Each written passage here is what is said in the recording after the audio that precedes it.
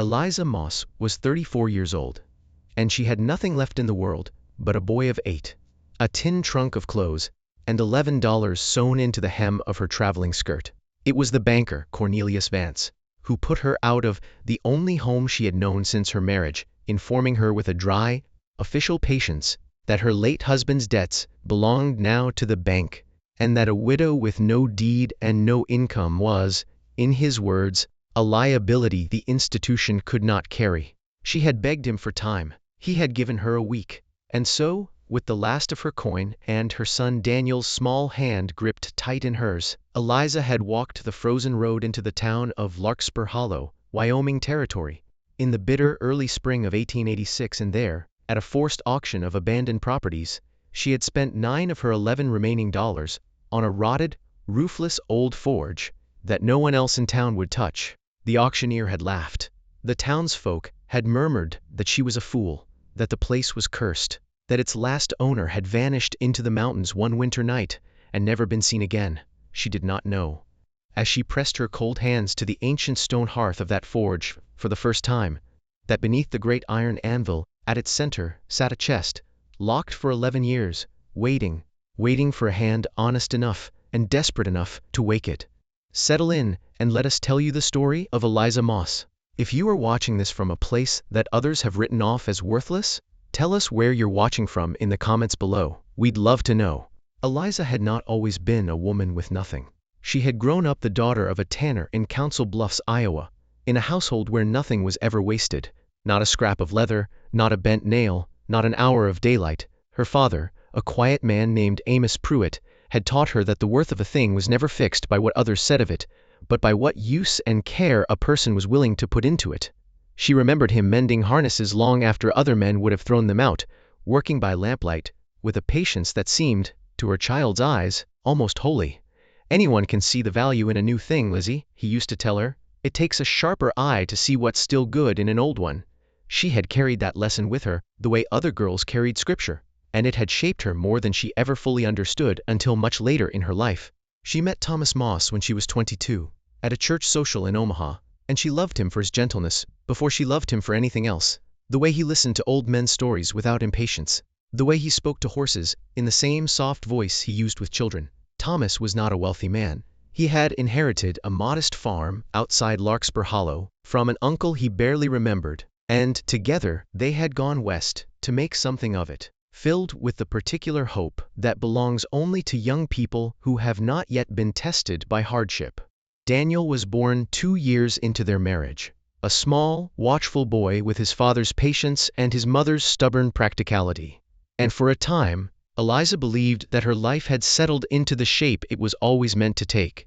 She learned quickly that farming the dry land outside Larkspur Hollow required more than hope.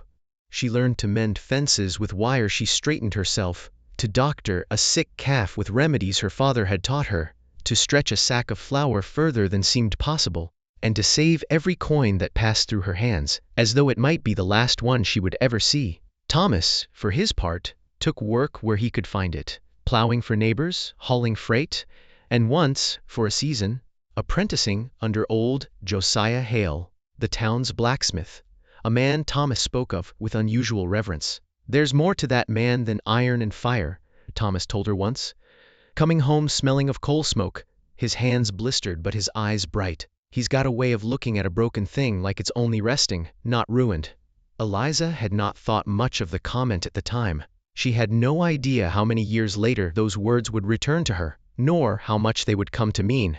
Josiah Hale had disappeared from Larkspur Hollow in the winter of 1875, 11 years before Eliza's own arrival, and the town had never quite settled its opinion of the man. Some said he had gone mad from grief after the death of his wife. Others whispered that he had stolen money from the town's building fund and fled before he could be caught. The forge he left behind had stood empty ever since, its roof slowly collapsing under successive winters, its door swinging loose on a single hinge, until it became less a building in the townspeople's minds than a kind of cautionary tale, a place you pointed to when you wanted to warn a child against foolishness or debt. Nobody had lived there, nobody had worked there, and when the town finally decided to clear the old lot for auction, expecting nothing more than a few dollars for the scrap iron inside. Nobody expected that a widow with a child, and $11 to her name, would be the one to raise her hand and bid. The fall, when it came quickly. The way Eliza would later say all true disasters do, not gradually, as people imagine, but suddenly, like a floorboard giving way beneath a foot that has walked across it 1,000 times before. Thomas fell ill in the autumn of 1885, a fever that the town doctor could not name and could not cure, and within 6 weeks he was gone, leaving Eliza a widow at 33, with a farm mortgaged to Cornelius Vance's bank for more than it was worth, and a son who cried for his father every night for a month. She had tried, in the months that followed, to keep the farm running herself. She rose before dawn, worked until the light failed, and taught Daniel his letters by firelight because she could not afford to send him into town for schooling. But a hard winter came, the crops failed, and when the note came due in March, she did not have it. Vance did not raise his voice when he told her the farm was forfeit. He did not need to. He simply informed her, across his broad oak desk, that the bank had a responsibility to its shareholders, and that sentiment, however understandable in her case, could not be permitted to interfere with sound business practice. He offered her 1 week to vacate. He did not offer her anything else. Eliza would remember, for the rest of her life, the particular cruelty of a man who could ruin her so completely while appearing, the entire time, perfectly reasonable. She left the farm with what she could carry, sold the last of the furniture to a family 2 towns over for a fraction of its worth, and arrived in Larkspur Hollow itself, with Daniel at her side, uncertain of where either of them would sleep. It was pure chance, or so it seemed to her then, that brought her past the courthouse steps on the very day the town was auctioning off abandoned and tax-forfeited properties, the old Hale Forge among them. She had wandered over out of nothing more than the numb curiosity of a woman with nowhere else to be, and had stood at the edge of the small crowd, listening to the auctioneer describe the forge, in terms designed to discourage rather than entice.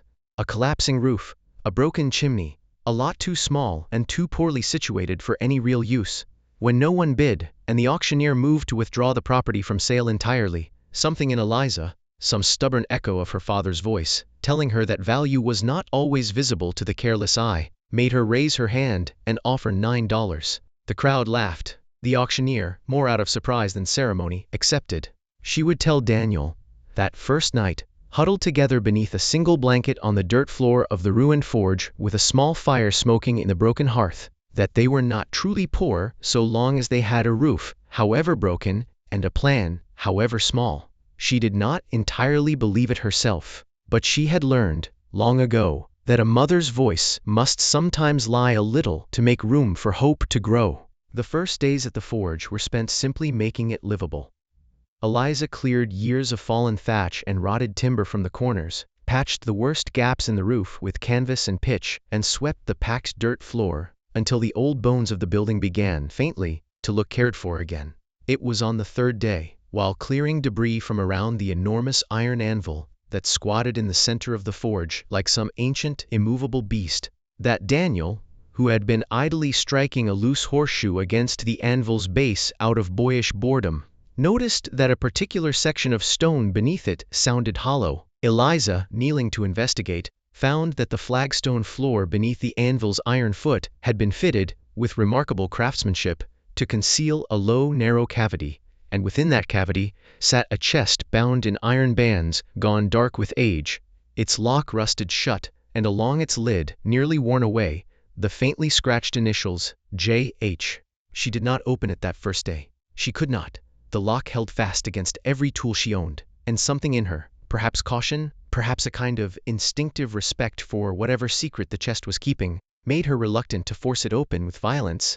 Instead, she cleaned the forge itself, and in doing so, found the first true clue to what she had stumbled into. Tucked into a crevice behind a loose brick near the bellows, wrapped in oilcloth to protect it from damp, was a single folded letter, its ink faded but legible, addressed to no one in particular, as though its author had written it not to send but simply to leave behind, in the hope that someone, someday, would find it.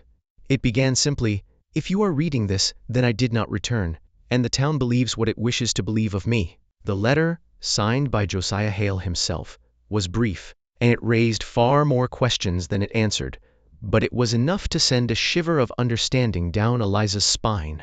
The understanding that the forge she had bought for $9, dismissed by an entire town as worthless, held within it something that mattered a great deal to somebody, once, and might yet matter again. In the weeks that followed, Eliza worked at the lock with the patient persistence her father had taught her, filing gently at the corroded mechanism during the evenings after Daniel had fallen asleep, refusing to force it, trusting instead that care would eventually accomplish what strength could not.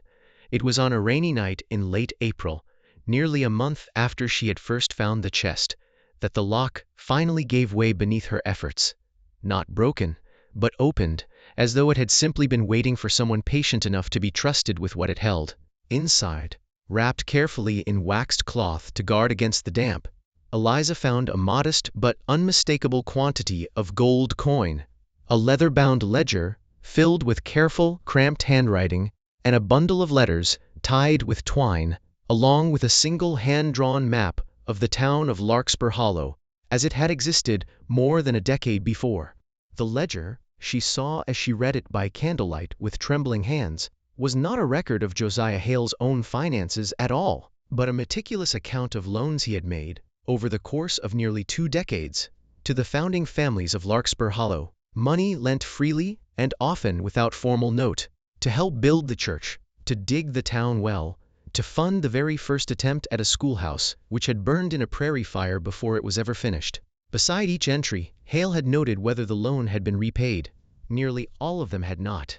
The letters told a darker story still, in careful, restrained language. The language, Eliza thought, of a man determined not to let bitterness overtake him, even as he wrote of the injustice done to him.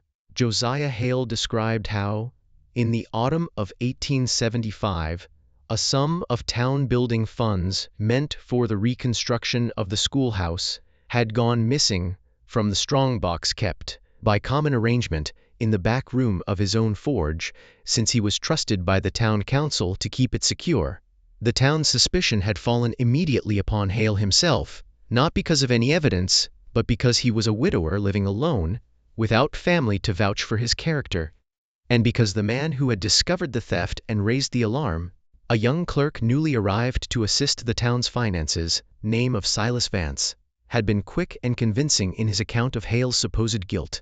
Hale had protested his innocence to a town council that did not wish to hear it, had been threatened with arrest, and had fled in the night rather than face a trial he was certain would be decided before it began.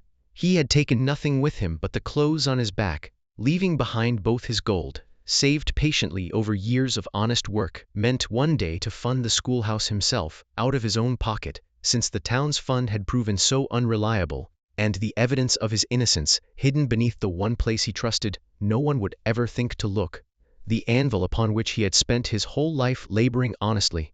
Eliza sat with the letters, long after Daniel had fallen back asleep, the candle burning low, and felt something settle inside her chest with the cold, clear weight of recognition. Silas Vance. She did not need the ledger to tell her whose name that belonged to.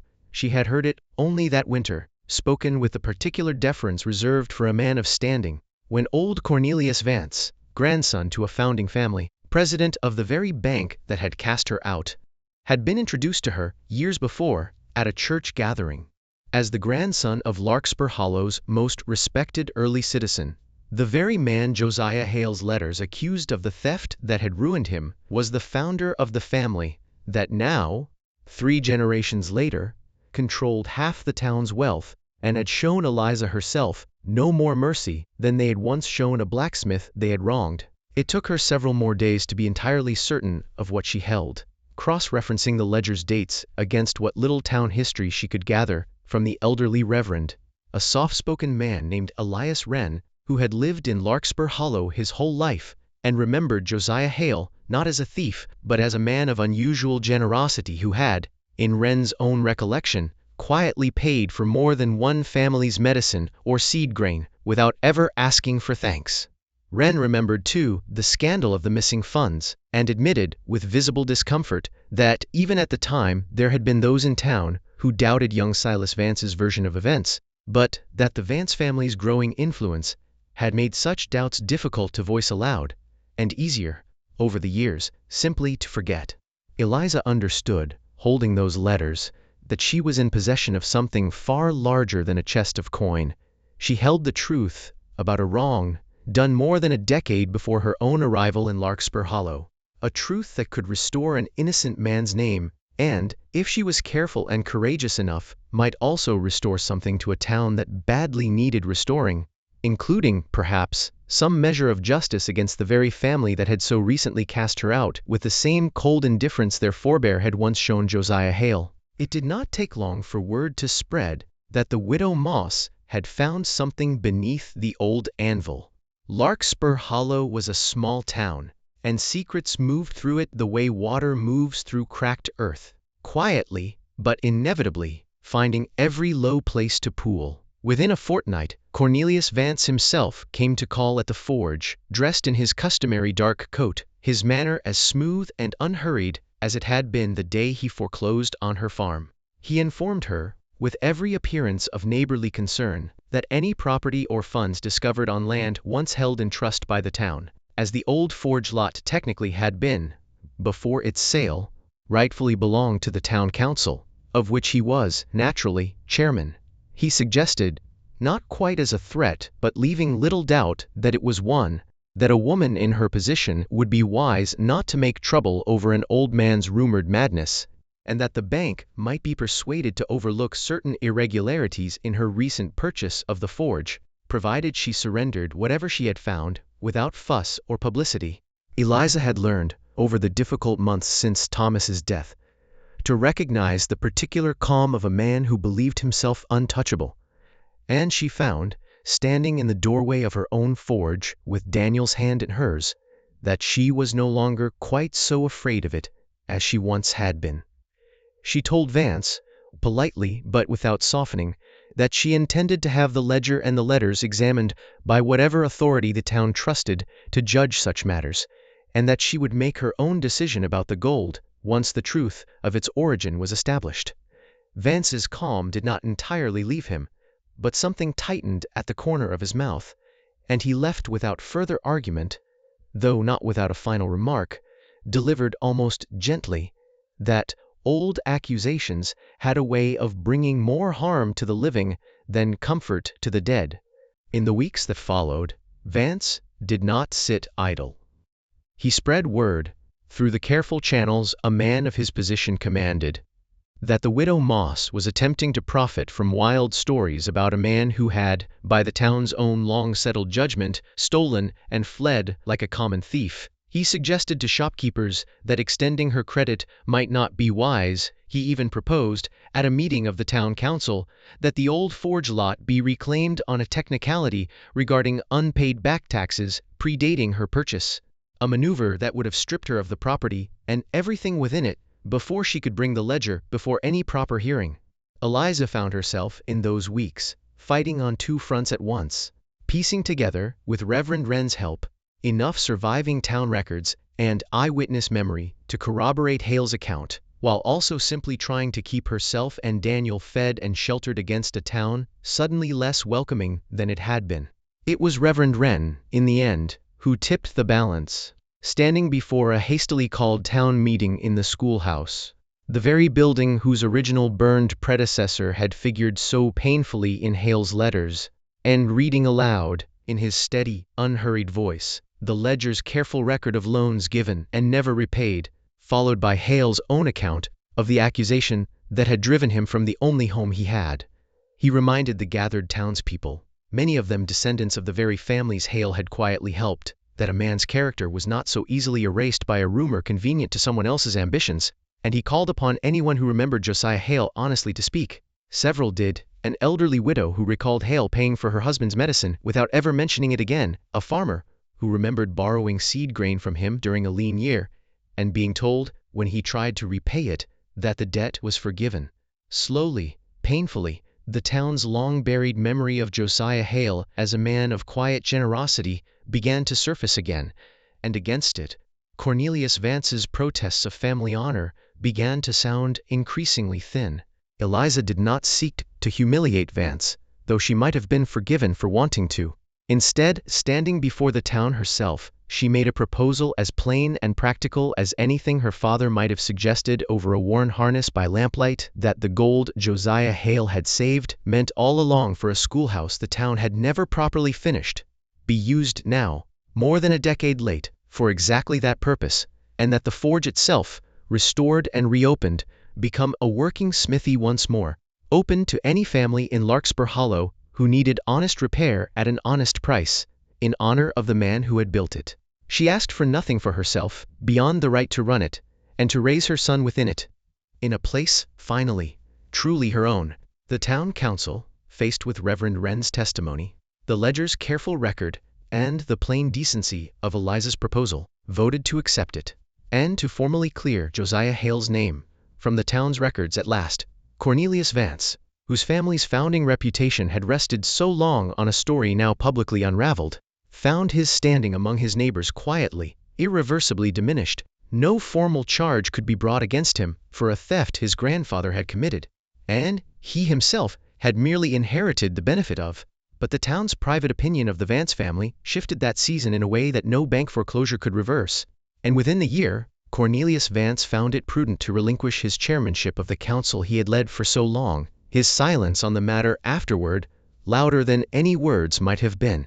The schoolhouse rose that summer on the same lot where its predecessor had burned, built in part with Josiah Hale's long-hidden gold, and in larger part with the renewed labor of a town that had, in restoring one man's reputation, seemed to rediscover something of its own. Eliza worked the forge herself in those months, having learned enough from watching the old smith's careful, well-kept tools, and from Thomas's fond memories of his brief apprenticeship, to shape simple, honest work, hinges, nails, mended plowshares, while Daniel, growing steadier and more confident by the week, learned at her side exactly as his father once had.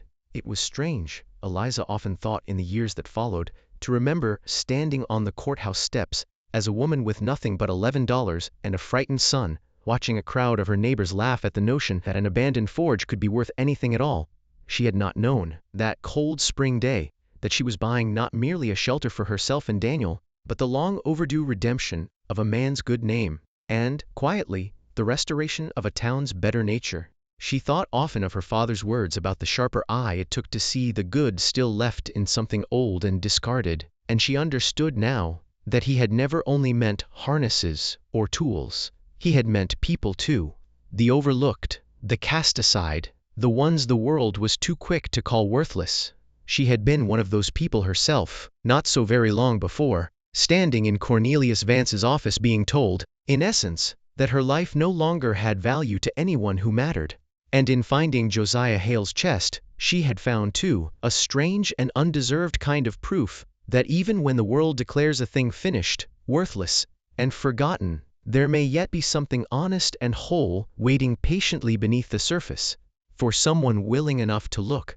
We began this story by telling you that Eliza Moss was 34 years old, cast out with nothing but a boy, a trunk, and $11, and that she spent 9 of them on an old forge the whole town called worthless. We told you that something sealed and hidden inside that forge would change her life and restore a community besides. Now you know that the something was not merely gold, though gold there was, but the truth itself, a truth that had waited 11 patient years beneath an anvil for a woman with an honest eye and a father's old lessons in her heart to come along and finally set it free. Eliza never forgot that it was her lowest moment, the moment the world seemed most certain she was worth nothing at all, that led her, however foolishly it appeared at the time, directly to the one place where her worth, and another man's, could finally be proven beyond doubt. Thank you for spending this time with us, and with Eliza's story. If it moved you, we'd be grateful if you would share it with someone who might need reminding that value is not always where the world expects to find it. Before you go, we'd love to know, what is a time you found real worth in something, or someone, that others had already written off? Tell us in the comments below. We read every one. Until next time, stay close.